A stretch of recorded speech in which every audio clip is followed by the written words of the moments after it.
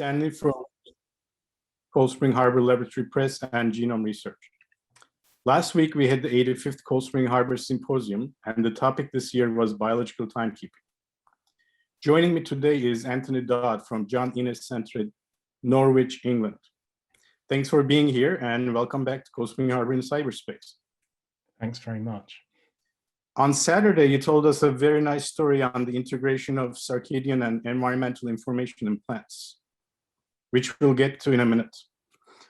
Before we talk about that research, I'd like to briefly ask you about your background, where you're from, what inspired you to become a scientist, and how you became interested in biological timekeeping. I'm from the UK, and I did my bachelor's degree in plant biology at the University of Newcastle in Northern England, and then I did my PhD also at the University of Newcastle. I became interested in science when I was quite young. I remember my father had a book called Understanding Science that was from the 1950s or 1960s, and it was full of diagrams of atoms represented as spheres. And that fascinated me, and I think led to me becoming interested in molecular processes and fine-scale processes in cells. The reason why I became interested in biological timekeeping was, well, it was something that occurred through several steps.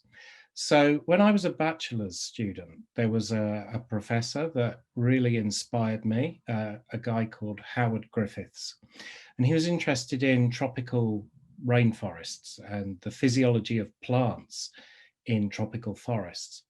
And this led me to a PhD that was partly supervised by him. And the topic of the PhD was, it was on a particular category of plants that are able to open plants have pores in their leaves that are used to exchange gases with the atmosphere, such as to take CO2 into the leaves and release water. But this category of plants are able to open their stomatal pores during the night rather than during the day, as normal plants do. Mm-hmm. And what this does is it enables the plants to consume far less water because they open their pores in the leaves at night when the humidity in the atmosphere is higher. And during the course of my PhD studies, which were about carbohydrate metabolism, it became more and more apparent that there was a circadian clock in these plants, and that circadian clock was timing the physiological and metabolic processes that led to this pattern of stomatal opening during the night rather than during the day. So when I started my PhD, I didn't think I was so interested in biological timekeeping. It was very much starch metabolism. Mm-hmm. And by the time I got to the end of my PhD, I was reading all these papers that were fundamental science performed in Arabidopsis and in Neurospora and in cyanobacteria, investigating the principles of circadian rhythms. And that led me into postdoctoral research focusing on circadian regulation at the University of Cambridge in the lab of Professor Alex Webb. And then I really focused and developed my interests in circadian biology, mainly using plants as an experimental model. You know, plants are important because they produce all of the food we eat and they add the oxygen to the atmosphere. But also plants are a really useful, convenient experimental model system to do fundamental science with, because they have many of the molecular processes that are found right across life, but are fairly fast, inexpensive, and straightforward to perform experiments with. It sounds like quite a natural progression in your career. I think so. I think, you know, it was that stage towards the end of my PhD when I thought, aha, this is the thing that I'm really interested in, which was biological timekeeping and circadian rhythms. And that kind of led me to actively seek postdoctoral positions and postdoctoral opportunities that were focusing on circadian regulation. And that's kind of what led me to establish my own group working in that field also. Well, so that brings me to the question about your research. So you did set up a powerful system to study the circadian environmental signaling, and under natural conditions, no less. For those who may have missed your talk, could you please give a brief summary to us? Yeah, so the talk I gave was focusing on a specific signaling pathway that is present in plants. And so, you know, plant cells contain chloroplasts, which is the place where photosynthesis occurs. And some processes in chloroplasts, such as the rate of photosynthesis, is under the control of the circadian clock. However, the circadian clock is encoded by the genome in the nucleus of plants. And so it's necessary for information about the time of day to get from the nucleus and cytoplasm and into chloroplasts. So we identified a few years ago, we discovered that there's a signaling pathway that's under circadian regulation that signals timing information from the nucleus and into chloroplasts. And this involves a family of proteins that are called sigma factors. Now, sigma factors are very conserved in a number of different kingdoms of life, because they're also found in bacteria, for example, and in cyanobacteria. And in cyanobacteria, they're associated with some circadian regulation mechanisms. So what we've found through our studies on this particular signaling pathway is that, as well as circadian timing information, these sigma factors integrate other types of environmental information, such as information concerning the ambient temperature in the environment, and also information concerning the light conditions that the plant is exposed to. So we'd call this kind of signal integration, because you've got a single signaling pathway that's taking several different pieces of information and combining those and signaling that information into chloroplasts. So this provides us with, okay, this pathway is kind of interesting because of its linkage to the clock, and it's important because it seems to be involved in optimizing or maintaining optimal rates of photosynthesis particularly under stressful conditions. But it also provides a really neat experimental system to study how plants or other organisms are integrating multiple environmental cues simultaneously, such as the information from the circadian clock and other types of environmental cues like light and temperature conditions. And, you know, plants are often studied in the lab, and those of us that study other mechanisms of biological timekeeping generally perform our experiments under really controlled lab conditions, because they provide a brilliant way to dissect the mechanisms that we're studying and the phenomena they control. However, you know, life on Earth evolved outdoors in a planet that rotates on its axis every 24 hours. And this selected for the evolution of circadian clocks as an adaptation to that daily fluctuating environment. So I feel that we have a lot to learn still about how circadian clocks are adapting life to naturally fluctuating environments. And we thought that this signaling pathway that I've just described to you would be a nice experimental model to investigate cellular and molecular processes that are linked to the circadian clock, but under natural conditions. And we're, you know, in my lab, we're lab scientists, and we're most comfortable doing our experiments at the laboratory bench. But we decided to take some of our studies out into the field and to investigate this signaling pathway under natural conditions. And so to do that, I had to form what's become a very nice collaboration with the laboratory of Professor Hiroshi Kudo at Kyoto University. So Professor Kudo is based in the Center for Ecological Research, and he's a field scientist who studies the responses of plants outdoors in the field across the seasons and how plants measure seasonal change. And we decided to perform some studies of 24-hour cycles of signaling in the field.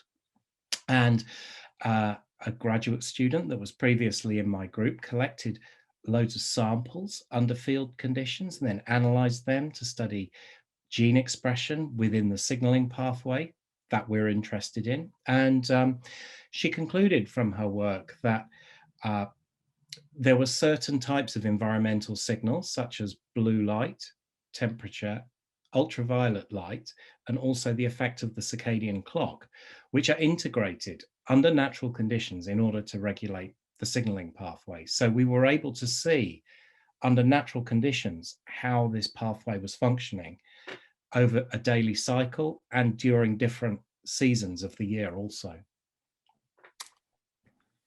So, I mean, I guess one of the inevitable next steps, which you mentioned in your talk as well, is the getting at the adaptive significance of the system. And you mentioned that it'll be difficult. I mean, one could think of many avenues to pursue, trying more complex models, expanding to SIG5 regulation, perhaps, expanding to other species, bringing in a biotic element. I was just curious what your next steps are and what are you planning to further utilize your powerful system?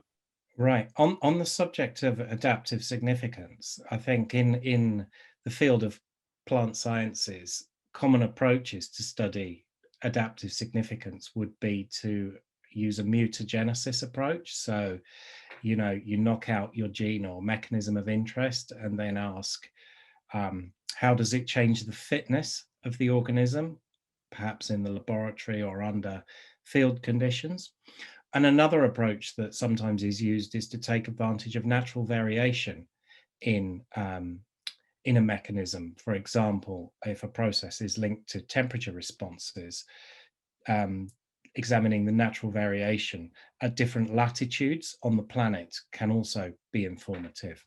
One of the difficulties that we have with wishing to adopt a mutagenesis approach with plants is that there's various restrictions on growing genetically modified mutants outdoors at the moment anyway. So it's by taking advantage of natural variation, one can overcome that problem and still grow things outside because they're naturally occurring. One of the things that's really interesting us at the moment is how this signaling pathway is allowing plants to respond to fluctuating temperatures in the environment. Yes. And in a piece of work that I didn't talk about at the Cold Spring Harbor Labs meeting, we've identified that this sigma factor based pathway is involved in optimization of photosynthesis under low temperature conditions. And we think that the combination of the response of this mechanism to low temperature conditions, combined with its circadian regulation, might be adapting plants to cold, bright mornings, such as those that occur during the springtime.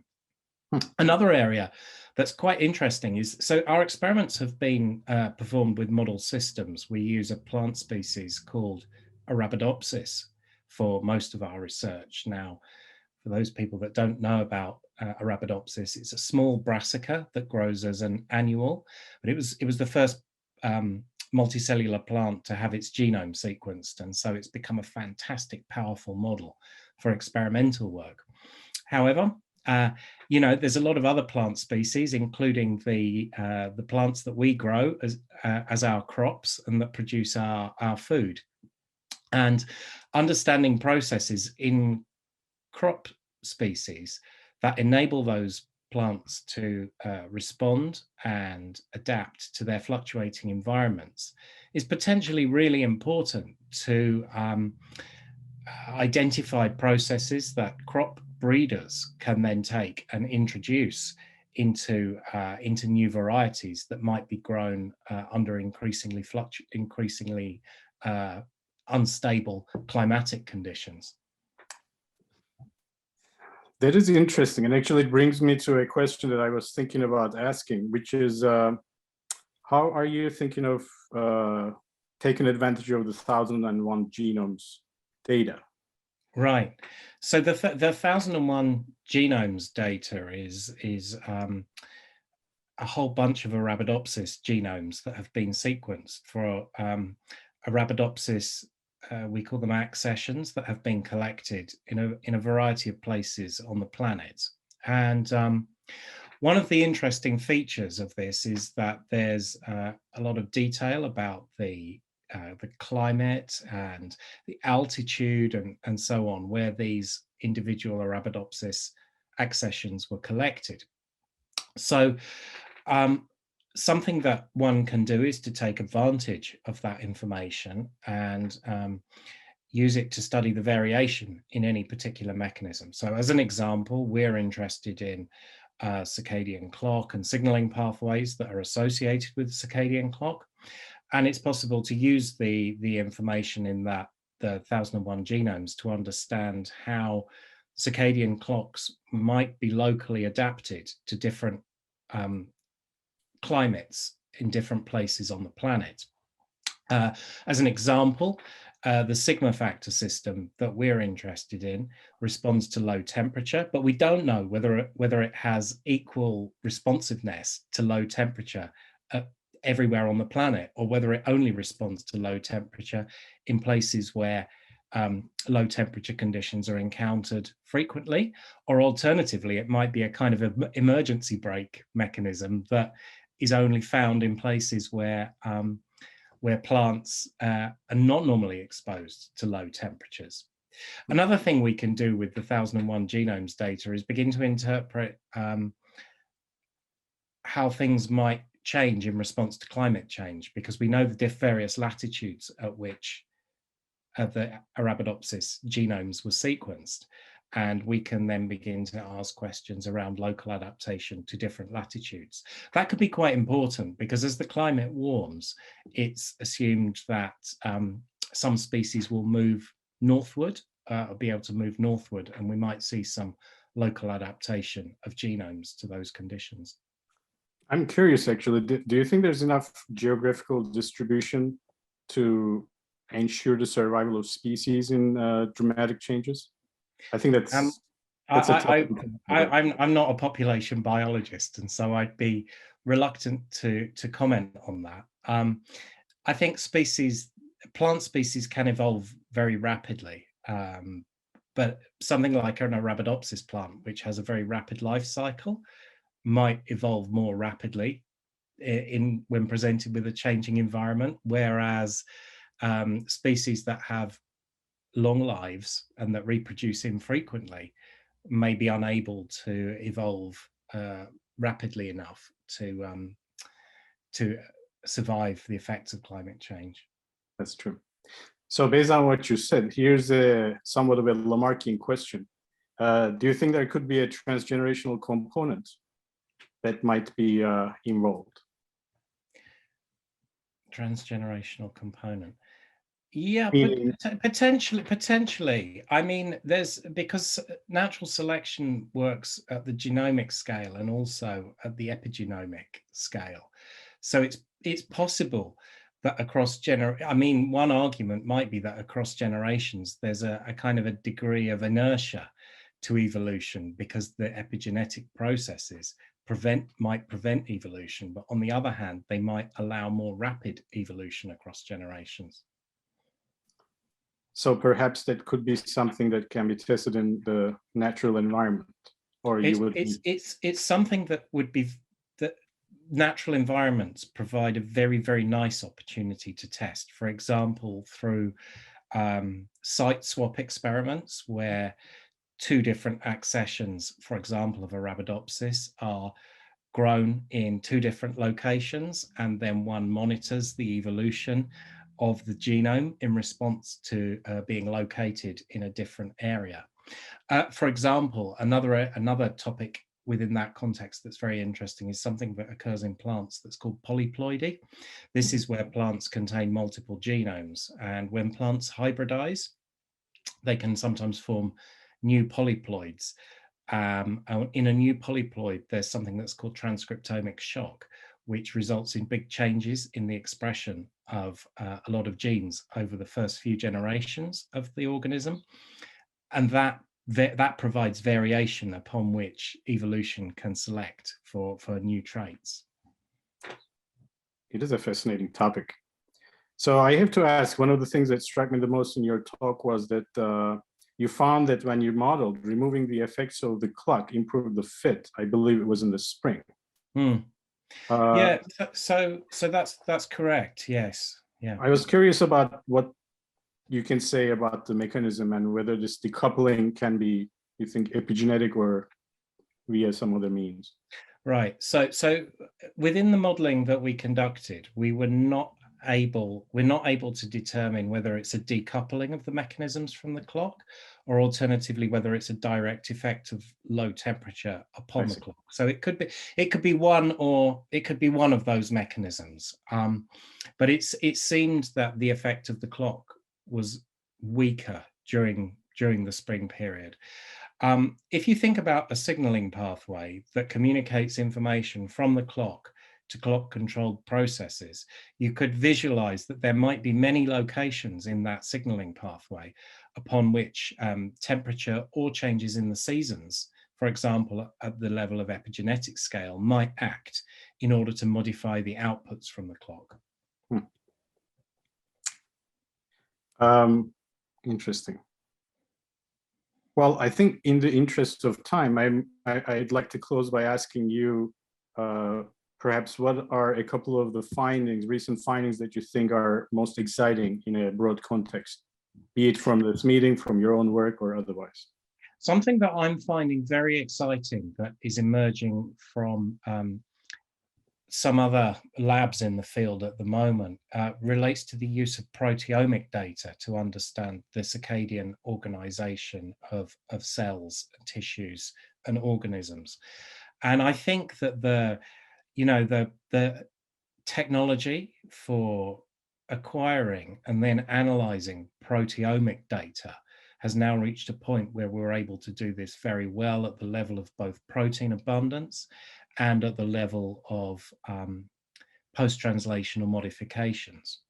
Something that I was very interested to learn at the Cold Spring Harbor meeting is that in certain types of experiments with animal tissue, it's only possible to detect circadian regulation of aspects of the proteome when the tissue is fractionated and one samples from particular cell types or from particular subcellular compartments.